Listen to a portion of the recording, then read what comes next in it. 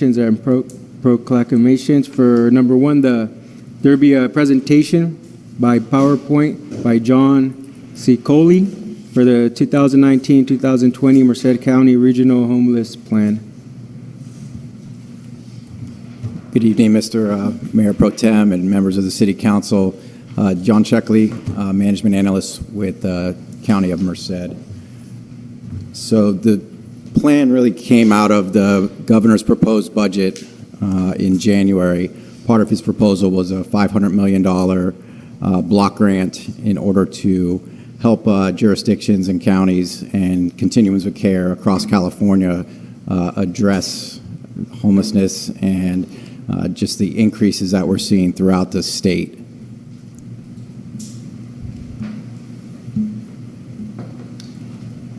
Next slide. Working. Thank you. So just as an overview of what we're going to discuss here is just some concepts associated with our regional plan, and we'd really like to emphasize the COC, the Continuum of Care, which is the HUD designated body responsible to deliver homeless services, coordinate, and plan. The county's involvement with that, as well as the cities as a collaborative to make sure that we are addressing this county-wide and not just focusing on maybe jurisdictions that have been more visibly impacted. I think it's safe to say we've all been impacted in some way. Another component is going to be potential facilities to support the plan, and then some next steps, and of course any questions that y'all may have. Next slide, please. So our purpose and principles here were to get really good measurable objectives so that we could really track how well we're doing with our state and federal funds. That is something that we just transparently have been lacking on, that coordinated effort. There's a lot of efforts that go on here through the Human Service Agency for families, through behavioral health for individuals who are suffering from severe mental illness, from the continuum of care to address through ESG or consolidated application funds, permanent supportive housing, and so forth.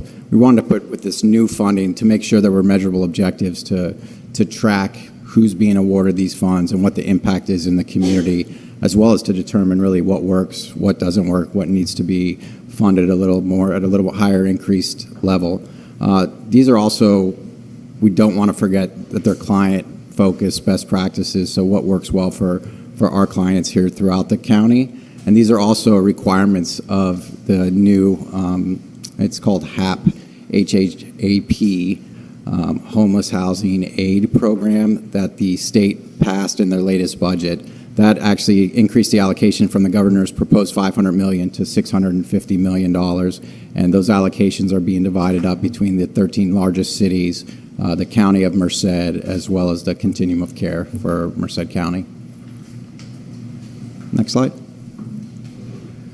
We had key objectives throughout our plan. We wanted to keep it simple. This is a very complex issue that has a lot of sectors that are involved, whether it's the law enforcement sector, the healthcare sector, just people in general, communities, jurisdictions in general with some of their departments that are being adversely affected by this. Our Parks Department would be another example. Roads having to clean up, our code enforcement. So we wanted to keep it simple, so we really focused on 4 different objectives, and that's outreach and engagement, making sure we're going out and making contact with individuals and or families, getting them in some data systems, directing them towards services, trying to develop a little more robust transitional housing, getting a navigation center potentially, and then moving people on into permanent supportive housing or permanent housing. So the second component after outreach engagement were those components I just mentioned: transitional housing, navigation center. Navigation center is basically a low barrier shelter. So a lot of shelters will allow people to stay for 6 months. There's not case managers there. The definition of a navigation center is really a low barrier shelter. So sobriety you can't use on premises, but sobriety isn't a prerequisite. There really are no prerequisites to going there. You obviously can be let go from the program if you're violent or creating some kind of other disturbance. That's mindful navigation centers, the 3 Ps, pets, possessions, and partners. Those are really barriers when you go out and do outreach. Hey, I've got a pet. Can my pet stay at the shelter? The answer is no. So hey, I have a partner, I want to stay with them. Oftentimes the answer is no. Hey, I got a bunch of stuff here that I wanted to keep, and often the answer is you can't. So we're trying to overcome those barriers to accessing navigation centers, and then putting wraparound services where we're connecting people to income, to housing, to behavioral health services. Along with navigation centers, something we'll go into is interim housing. We're calling it distributive housing or bridge housing. It's used now for respite care. It's funded through Dignity. Sutter Hospital has just funded a home in Los Banos to use as respite care. So as opposed to discharging people directly back onto the streets, you give them a place to have a little more robust recovery. You'll have case managers there. You try to get them document ready. You'll try to find housing. A third component is affordable housing and permanent supportive housing. The state is making a lot of funding available through No Place Like Home, through some of the other grants that are being provided, veteran housing homelessness prevention programs. We're trying to get our hands around how do we make sure we're capturing some of these pots of money, working with jurisdictions and cities who maybe have some subject matter expertise in this, and partnering as best we can. And then the fourth component is permanent housing, just meeting RENA goals, making sure we're building housing. That's the cause of a lot of homelessness, is just people can't afford. It's either affordability and availability. So if we can ramp up the permanent housing production, we think it would go a long way towards helping to alleviate this issue. And then the long-term supportive housing is really in regards to permanent supportive housing, having case managers. There's people who can function at a certain level, and how do you support them so they retain their housing and aren't falling back into homelessness? Next slide, please.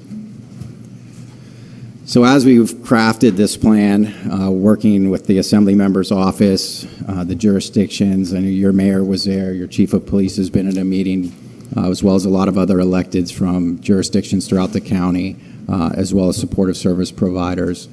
A lot of system support started coming up. When we talk about just transparently, we don't have a very good grasp on what the services are in this community. Well, we have to get a better idea of that, or we're never going to be able to have really a collaborative process that's outcome focused. So we're trying to, at this point, we're calling it resource mapping, identifying and categorizing all the funding for services.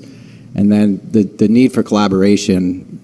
Law enforcement, they're not clinicians, so can we figure out a way to pair someone up with a clinician to get a system in place where as you're interfacing with individuals, that we can actually try to help connect them to services, develop a housing inventory. This has probably been one of our most challenging. The Housing Authority has allocated 150 housing choice vouchers to our coordinated entry system committee. We've probably filled about 60 of them. The fiscal year ends for the federal government on October 1st, so we're definitely underperforming. A lot of that challenge is identifying property owners that are willing to, number one, take your client, number two, take a housing choice voucher that's meeting a certain affordability threshold. So how can we develop a housing inventory so when we're engaging people, we have a place to put them through our continuum into permanent housing? The next two, the CES, the Coordinated Entry System, and Homeless Management Information System, it's really our data driving forces here. Coordinated entry prioritization based on length of time homelessness, based on vulnerability scores through a common questionnaire, and then getting that homeless management information system. This helps us to dispel some myths that people are coming from all over out of county. The last time we looked at it, we got numbers recently, it was about 88% or so from within the county was their last permanent zip code. We had 8 or 9% from out of county and about 2% from out of state. Even within the county, we can look at where people are coming from or how many people are becoming homeless in certain jurisdictions. And to be quite honest, people are concerned. As we're proposing things, hey, you're going to build a big navigation center. Is that going to become a magnet for people out of county? Is that going to be a magnet for people within the county from out of my jurisdiction? So a lot of these things, such as HMIS, can help us somewhat assure people that may potentially not be the case. And I say may because this is all new, and there's a certain amount of risk here. So we don't want to just discount that as, hey, this needs to happen. We need to accept a certain level of risk within reason and move forward with planning. And then implementing a homeless court. The City of Merced Police Department has identified the 25 most frequently arrested homeless individuals. So we actually were able to, we're looking at trying to fund a home in order to target those individuals, obviously disproportionately impacting law enforcement, impacting the community, because a lot of them are staying at public parks, and seeing how we can get them from the streets into a place stabilized and then eventually moved on into permanent housing. So we're looking at a homeless court to help facilitate that. But along, not just a homeless court, it's not just okay, we realize you're homeless, this camping ordinance is going to be dismissed. There's going to be some supportive services around that. And lastly, enhanced case management. And I would say more structured case management. We know what case management looks like for HSA with families. We know what it looks like for behavioral health. There's other organizations that are providing case management, but we really like to have a standard. This is what case management is. If you have to go out there every day for the first month, you're going to have to just go out there every day for the first month to ensure that people are retaining their housing. This list has gotten longer as we've gone through the planning process, and I would anticipate it will continue to do so. Next slide. So some potential facilities. Next slide. So we're really going to look at the three most impacted jurisdictions. That's the city of Atwater, the city of Los Baños, and the city of Merced. And then there'll be another slide that talks about less impacted jurisdictions community-wide. So city of Atwater had a relatively modest point-in-time count annually. Every 2 years, HUD requires communities to go out and count the number of homeless people between 6 a.m. and 8 a.m. It's very imprecise science. Our last point-in-time count for 2019 was 607 individuals counted within Merced County. Obviously, that number fluctuates. We had over 100 volunteers, though, and it is probably our best snapshot. So city of Atwater had about 14 individuals counted. So as solutions for this, we're looking at distributive housing model. That's basically renting a house within the community, something that we're asking individuals who are living homeless to actually transition to, using that house to home between three to 4 or 5 people per home. So we can really work with them, have a case manager on site. There's actually like resident assistances, individuals who are formerly homeless, who are functioning at a little higher level. They're there just to make phone calls to case managers in case something gets a little sideways. We also looked at a rehabilitation fund for 30 beds at a mobile home park. So these are 30 substandard housing units that, for relatively modest investment, could be brought up to standards. So we caught a lot of grief because we're proposing 36 to 39 beds, and the city of Atwater astutely reported, hey, your point-in-time count said 14 individuals. Are you going to be pulling people in from neighboring communities? And the answer is no. That wasn't the intention, but it was a very good question, and part of the reason we're coming here for feedback from the elected bodies as well as constituents. So the desire for a rehabilitation fund is to get substandard housing up to a habitability level where individuals who are at risk or homeless, preferably from that jurisdiction, would reside there. But that was good feedback, and it needs to be addressed. So the intention is not to develop anything outside the capacity of your current population. We estimated about a capital investment of about $100,000. Each of those units needed $5,000, maybe $10,000, but it's hard to say if we were to expand beyond that into some more dilapidated housing, what it would really take, what that program would look like.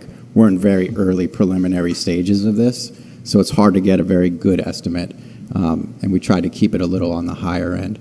An annual operating budget, I would say, would probably be less than that. You would need at least the distributive houses are $75,000 to $100,000 each. If you did have rehabilitation beds of 30 beds, you would need a case manager or two, so probably closer to $300,000 as we refine these numbers.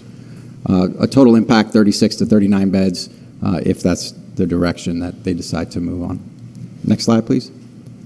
City of Los Baños had 47 individuals during the point-in-time count. That's exclusive of people who were sheltered at the time. So there were 12 or 13 individuals who had linkage through children that get hotel rooms. So through our CalWorks program, we're able to make sure families are not unsheltered. We're exploring a congregate shelter site, basically a shelter, an open berthing type shelter. There's one that we're modeling in Patterson that has about 15 bed. It's really a cognitive rehabilitation program, 6 to 9 month program, where at the end of that time, people are discharged through employment or some other, they're just more stable and able to be self-sufficient. Estimated capital investments about $500,000, and then an annual operating budget of about $600,000 for a total impact of 31 to 44 beds. Since this PowerPoint was created, there's actually been 2 distributive houses in Los Baños that have been stood up. So one will be targeting people who are living in encampments and obviously very visible and very impactful in the community, and the other one is going to be funded through Sutter Hospital for people who are discharging from the hospital, respite care. Next slide, please. City of Merced, obviously the most impacted jurisdiction. A little more than half of the homeless population on the point-in-time count resided in the City of Merced. The proposal is for a navigation center with 96 to 192 beds and the associated wraparound supportive services. The county has been the recipient of $7.5 million from Assemblymember Adam Gray to further this effort. So it's funding, at least for a capital side, which we're projecting to be at about $5.7 million and an annual operating budget of about $2.5 million. We are going to go into an agreement with a consultant to take a look at that annual operating budget. How is this paid for? Again, that's feedback that we received as we've gone and presented this. So total impact here would be 96 to 192 beds. Next slide, please. There's a couple slides here that kind of detail out the navigation center. You can see the components: a dormitory style, outdoor sleeping area that can accommodate 30 people or so, shelter, a kennel for dogs, an outreach component, so you have co-located outreach workers there, as well as the supportive service staff, an enterprise center to help people who maybe are at risk of homelessness, who maybe just need some deposit assistance, who maybe need a utility payment, something just to keep people housed, and then obviously administrative offices to support it. Next slide. This is just a little more detailed schematic of what it would look like, what the components are, how many offices. Again, this is something we're constantly reviewing. The restrooms in the dormitory area were split up. That way people from the outside would have access as well. And then there's a commercial kitchen as another component of it. Next slide, please. So communities countywide. Obviously, we talked about the 3 most impacted jurisdictions. This is impacting all communities within the county, incorporated or unincorporated. So we're proposing some type of distributive housing, 6 homes, whether it would be one in Livingston if that were to desire, one in Winton, somewhere we could distribute houses so we can really help with the localized problem. 18 to 27 beds based on 3 to 4.5 person occupancy. A rehabilitation fund, we think if you try to build affordable housing, it takes a long time, it's very complex, it takes a very specific skill set, it takes capital stacking, and then maybe in 4 years you got your units. We really believe a rehabilitation fund can more quickly produce units so we can more quickly address this. That's why this was a regional plan really eyeing the next 2 years as funding has become available through the state. Our estimated capital investment is about $200,000 on that, as well as an operating budget of around $750,000. Again, the homes themselves are probably $75,000 to $100,000 annually to operate. Food, rent, insurance, cable. And we're hoping for a total impact of 34 to 46 beds. Next slide, please. This is just a summary of what we reviewed today. We're hoping for a total impact of about 197 to 321 beds, a capital investment of about $6.5 million, which, based on state funding and one-time funding, we feel we can get there. It's the operating expense that is really what we're looking at now as we go through and do the resource mapping, look at where the funding's coming in, look at what it's being used for, look at what funding maybe we haven't gone after, look at what we can do to offset costs through maybe behavioral health services or different types of services, to just be more impactful in our community. And sustainability has been another topic of feedback that we receive everywhere we've gone. Next slide. So our next steps involve continuing to meet. We're meeting monthly with Adam Gray, CHP, jurisdictions, elected officials. We're bringing in people from outside for consulting, just services to try to help us refine our plan. We plan to continue to meet. We plan to have a homeless summit likely scheduled for November 2nd. So it's going to be a Saturday. Plan to have some kind of op-ed piece just to inform people. The feedback we had at our last meeting with, the assembly member, the elected officials, behavioral health director, HSA director. We asked one of the business community members who was participating, at the very end, they asked him, hey, do you have anything to say? He's like, yeah, the community doesn't know about this. Like, they don't know that these efforts are trying to be directed. I think they'd be reassured. So we're trying to figure out in these very early preliminary stages, how can we help message this and at least be informative? And one of those avenues should be on November 2nd, and when we will have more of a, hopefully by then this would have been adopted by the COC board. It would obviously be brought back to y'all for review as well. And then we'll just continue. The next funding round will be in March. We just released a notice of funding availability for $1 million. We're just trying to be as strategic as possible and as impactful as possible. There's been a lot of services that have been provided. There's a lot less people on the streets now because of those services, but I think we're really eyeing how do we become more impactful in the community where it's more visible and better outcomes for our clients. And with that, if there's any questions, I'd be happy to entertain them, take them back, get back to you if I don't have the answer. Thank you. At this time, is there any comments from the council? Yeah, I have a couple of questions and comments. In regards to any prevention efforts or funding, has there been any funding identified for that sort of thing? What I'm thinking about is like those people that are about to be homeless, some kind of support to maintain their homes or apartments, specifically with families with children, stuff like that. So families with children, there depends on income eligibility. So a lot of this is categorical and depending on income. So for families with linkage through income, it would be through HSA, their housing support program, which is really more for literally homeless, or their CalWorks homeless assistance program. So they do have prevention services through them. For individuals, it's a little harder. I would say this new round of funding, they actually want to limit homeless prevention services and really target literally homeless.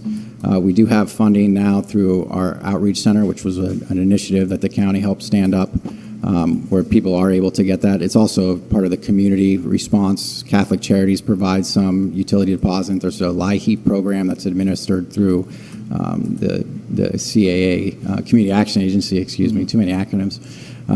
So yeah, there are services for prevention. There's also services that were funded for elderly, which they were considering people over 50 who have been homeless for a while is actually falling into that category due to chronic disease and some other issues that they may have. So there's some prevention services for veterans as well. A lot of the subpopulations within the group are covered.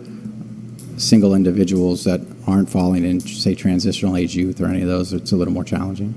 Kind of leads to my next question. In regards to like ongoing programs, current programs, I'm a social worker with Merced County CPS.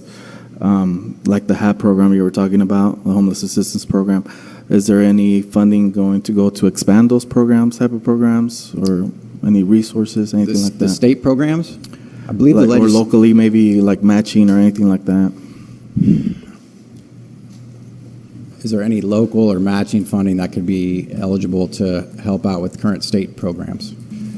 They can. We've been a little hesitant to actually be an applicant. Our Human Service Agency is actually the collaborative applicant, which is the administrative entity. Mm-hmm. I think the county runs a lot of good programs like the Housing Disability Advocacy Program and all of the family ones. You don't see many unsheltered families out here. So I don't think that's been identified as a need, but I can definitely bring it back to the group to enhance current county services, and then also the preventive services as well. That hasn't been a topic, a very vocal topic. In regards to, I think it's excellent that this work is happening, these efforts. So is there going to be a specific agency taking the lead in regards to like conducting assessments, identifying those in need? Or is it, obviously it's going to be a multi-agency operation, but are you guys looking at a specific agency? Yes and no. So there's access points throughout the county. You want to have well-advertised access points to make sure it's accessible for everyone so you can assess prioritize, and then refer. So the Human Service Agency is one access point. We have an outreach center on Childs and B that is another access point. Bethel Community Church is an access point. The D Street Shelter / Navigation Center is another access point. So we tried with the outreach center to have a single access point where everyone could come and be assessed. There would be co-located services, and it just didn't work well. People they have their programs, they're very small programs, they're not funded well. You ask them to come there for a day, they're not doing their other business. We're really trying to work on communicating and collaborating, and that's also when you looked at the system supports, the coordinated entry system, that's really, I think, what you're getting after is no matter where they come into the system, if they're being assessed with the same assessment, we can prioritize them based on that assessment and then do referrals through coordinated entry. So right now that's happening weekly. It happens on Wednesdays where there's 14 or 15 participants from the funded organization. That's also a requirement of all this funding. So if you are being funded and you're not participating in this, well, we have to do a better job of motivating people. No, we haven't talked about having a specific agency responsible for it. The Community Action Agency receives funding through the Continuum of Care Consolidated application to act as the HMIS lead, so they provide training and make sure that everything's kind of standardized going forward. But no, there hasn't been conversation about just a single organization overall responsible. Any organization that's funded through these revenue streams must participate. Okay. I have a couple of questions. Just to get a little bit more clarification, you do have the Enterprise Center and the outreach. I understood it to be one of the same. And it mentions that you have intervention services, and that was including like preventive kinds of services like utilities not being shut off so they can remain in their homes. But when I think of intervention, I'm thinking of help for your clients, like with mental health. And I heard you mention many of the agencies you're working with, and it sounds like which is great. The more help, the better. There's a duplication of efforts among the counties, and everybody's hands are needed here. But again, you have an outreach center, your enterprise center, almost being utilized for the same kinds of services. Am I far off on that? I wouldn't say you're far off. In my opinion, it's muddled the message of what a navigation center is by putting an enterprise center there. Because now you are creating kind of a single access point for people who are at risk. So the purpose of the enterprise center would be to address the at-risk. The utility assistance, the rental assistance, very short term. People are able to function but just hit a rough spot and just need a little bit of help to stay within their house. So pay or quit notice, hey, I just need help for this month, or I'm out. Hey, I got a $1,000 utility bill. What can you do for me? I think that's the purpose of the Enterprise Center for people who maybe have lost a job. So there would be some crossover. A lot of people who stay at the shelter are actually employed. They just don't make enough money to get a house. They don't have 3 times the income in order to get it. So maybe help them get a better job or a better career. So the outreach component that you're seeing on that map is really the supportive services side. So an outreach worker is going to go out, they would engage people, but they also do some case management and some housing navigation. So the Enterprise Center would be more at risk. The outreach component that's there is going to be the co-located Sierra Saving Graces, the people who are providing those services who are funded through COC. That's one of the complications with the outreach center. Where does that funding come from? Right now, a lot of these services are provided by Catholic Charities. They have a food pantry, they have a clothing locker, those types of services, and we're still, again, in these early stages of formulating how that stays in there, because those services are still needed. But does it make sense to have it as a component of a navigation center, which is a program, which is a low barrier shelter to get people out of encampments and off the street in there? So it's muddled the message. It's a good question. Another question for you. You're talking about the funding that you're receiving. Now, does it have anything with how you allocate the funds to your prospective clients? Where I'm getting at is I know you mentioned veterans. Are you working with Veterans Affairs to see where is there a hierarchy of criteria where people come in, I'm homeless, they need shelter, but does the funding have any weight on who gets to come in? So we have 2 providers for veterans. One is a HUD-VASH So that's a housing program similar to Housing Choice Voucher. And then we have San Joaquin Valley Veterans, which is a subsidiary of West Care. Those programs are funded outside of us, or the COC or any of those. They're participants with the COC. Basically, our job would be to do the assessment and then the referral. Hey, this is a subpopulation. This is a veteran. It's the same thing for like victims of domestic violence. We can do an assessment. If someone declares that, we would put them over towards the Valley Crisis Center. So the Valley Crisis Center has applied for funding, but the veteran component we do not, other than just coordinate. They do not get any funding from us. So no housing for veterans in Merced County? They have to go outside, you'll refer them out? No, ma'am. We can use just like a housing choice voucher. So they actually have really good outcomes, and we're working on a master homeless veteran list, which is one of the best practices for addressing it. We had it at one point down to about 9 veterans. So we have 60, 75 HUD-VASH vouchers that are for this county. So just like a housing choice voucher, we would identify that veteran, bring that veteran in, determine eligibility for that program. If they have eligibility, they have 2 social workers and a housing navigator that would find them a unit of their choosing within Merced County. So we do have housing. What we don't have here is any kind of veteran-specific shelter. So Fresno has a couple veteran-specific shelter. We do not have that at this point. There is an initiative through Veteran Housing Homeless Program. That's a CalVet HCD administered program. We had a call with them 2 weeks ago to see if we could potentially get 10 units of transitional housing. So people, if they choose not to go to the shelter, they basically languish on the street until we find them a spot. So we don't have any kind of transitional housing for them. Again, I had the question in there, is there any weight on the amount of funding you get from specific sources to who is eligible?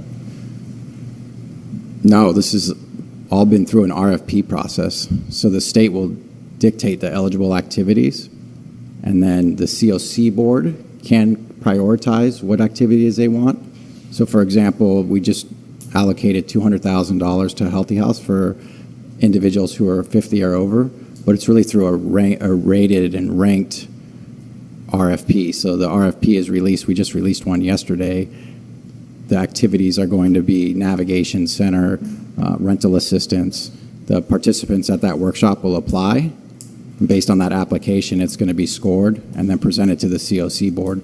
And depending on what prioritizations they want to make on the programs, it comes down to having a nice grant writer. There's a lot of factors that could affect it.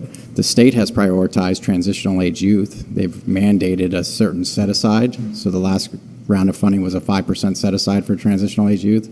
This next round of funding is a 7% set aside for transitional age youth. I think the state is really prioritizing by mandating, hey, we don't want to look at too much for people who are at risk.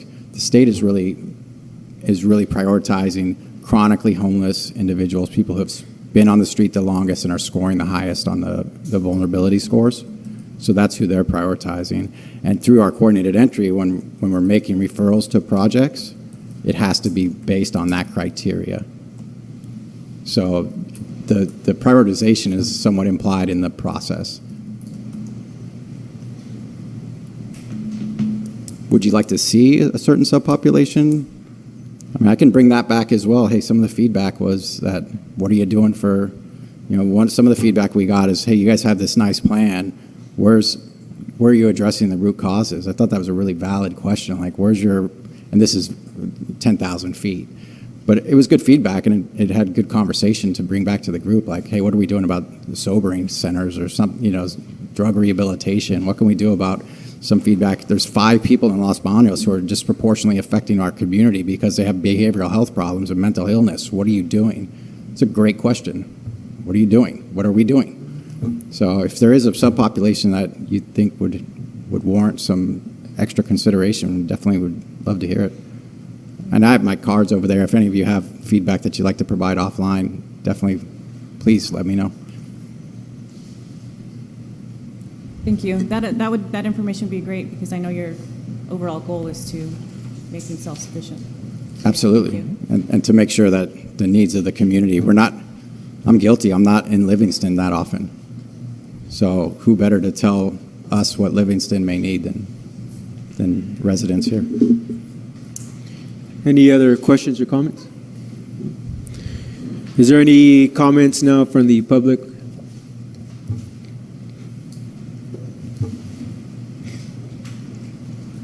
Well, I appreciate your time, and hey. Let me get out of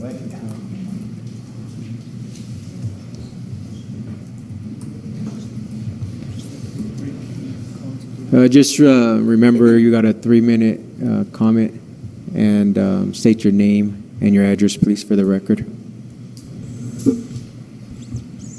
Catherine Shaw Rodriguez, P.O. Box 163. 2 questions. As you're going through this process, will you be coming back with another presentation on the results of the process that you're going through right now? Okay, that's number 1. Number 2, I was hoping you could clarify something for me. I've been hearing that Health and Human Services is giving out these vouchers to the homeless under certain circumstances, and that some of these are being used at the Motel 6 here in Livingston. I was wondering if you could talk a little bit about that. Is that the same program? Is it a different program? Is it a different funding? And approximately how many are being housed at the Motel 6?